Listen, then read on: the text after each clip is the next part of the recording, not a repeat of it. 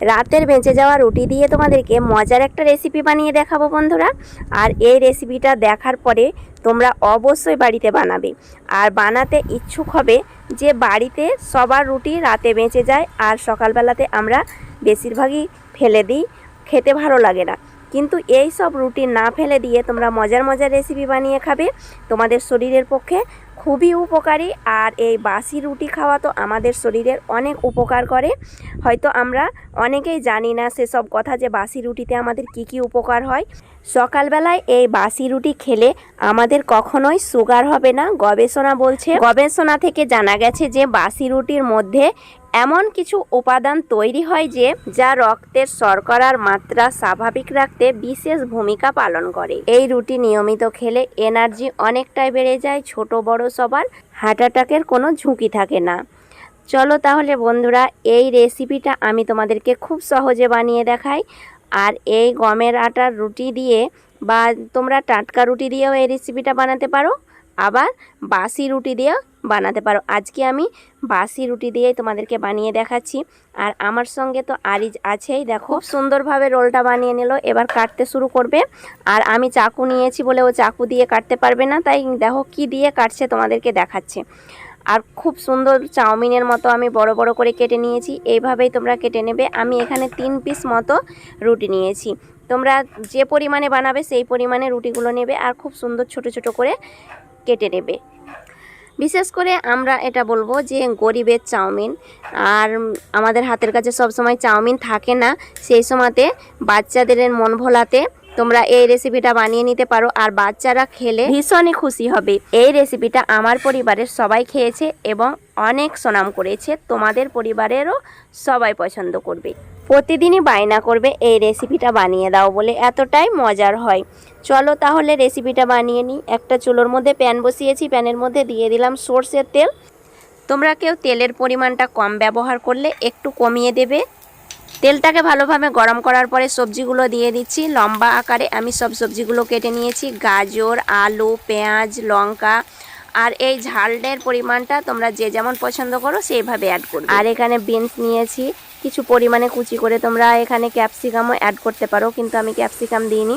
Capsicum দিলে খুব ভালো লাগে খেতে, হাতের কাছে থাকলে দেবে। পরিমাণ মতো লবণ দিয়ে একটু নাড়াচাড়া করে নিয়ে একটু সেদ্ধ করে নেব। আর কিছুক্ষণ ভেজে নিলে খুব সুন্দরভাবে সেদ্ধ হয়ে যাবে। আর আলু আর গাজরগুলো সেদ্ধ হলে বেশ খেতে ভালোও লাগে। কিছুক্ষণ নাড়াচাড়া করার পরে আমি দেখে নিচ্ছি চেক করে, দেখো আলুগুলো খুব সুন্দর সেদ্ধ হয়ে গেছে, গাজরটা হয়েছে। এবার আমি যে উপকরণটা দেব সেটা হচ্ছে ডিম। এখানে তোমরা 2টো ডিমও ব্যবহার করতে পারো, আমি একটা ডিম দিয়েই বানিয়ে দেখাচ্ছি। ডিমের ওপরে এবার ছড়িয়ে দিচ্ছি কিছু পরিমাণে গোলমরিচ গুঁড়ো আর কিছু পরিমাণে লবণ। ডিমে যতটুকু লবণ লাগবে সেই 1 চিমটে পরিমাণে লবণ অ্যাড করছি, বেশি পরিমাণে না। এরপরে ডিমটাকে খুন্তি দিয়ে একটু নাড়াচাড়া করে ভেঙে নেব, যেন এটা ভাঙা ভাঙা থাকে। তাহলে যেভাবে আমরা চাউমিনে দিয়ে থাকি বা ম্যাগিতে দিয়ে থাকি সেইভাবে ডিমটাকে একটু ভেঙে নিতে হবে। ভেঙে নেওয়ার পরে সবজির সঙ্গে ভালোভাবে মিশিয়ে নেব। এই রেসিপিটা সবার ভালো লাগবে, আর ভালো লেগে থাকলে অবশ্যই তোমরা চ্যানেলটাকে সাবস্ক্রাইব করবে আর বন্ধুদের সঙ্গে অনেক অনেক শেয়ার করবে। ফেসবুক পেজ থেকে দেখলে পেজটাকে অবশ্যই ফলো করবে। সবজির সঙ্গে ভালোভাবে ডিমটাকে আমি মিশিয়ে নিলাম। এরপরে দিয়ে দিচ্ছি যে রুটিটাকে আমি ছোট ছোট কুচি করে কেটেছিলাম, সেই রুটিটা দিয়ে দিলাম। এবার রুটির সঙ্গে সব সবজি ডিমটাকে ভালোভাবে মিশিয়ে নেব একটু নাড়াচাড়া করে। খুব অল্প সময়ের মধ্যে এই রেসিপিটা তোমরা বানিয়ে নিতে পারবে। আঁচটাকে এই পর্যায়ে আমি একদম মাঝারিতে রেখেছি, একদম বাড়িয়ে দিইনি। আর নাড়াচাড়া করে নেওয়ার পরে দেখো কালারটা এইরকম চলে এসছে। এবার যে বাকি উপকরণগুলো অ্যাড করতে আছে সেগুলো আমি এবার একে একে অ্যাড করে দিচ্ছি। দিয়ে দিচ্ছি লবণ। আমি আগেও ডিমের মধ্যে লবণ দিয়েছিলাম, আবার রুটি বানানোর সময় লবণ দিয়েছিলাম, তবুও একটু লবণ কম মনে হচ্ছে তাই কিছুটা দিয়ে দিলাম। তোমরা লবণটা চেক করে নেবে। আর 1 চামচ পরিমাণে সয়া সস দিলাম, সয়া সসেও লবণ থাকে। আর 1 চামচ পরিমাণে টমেটো সস দিলাম।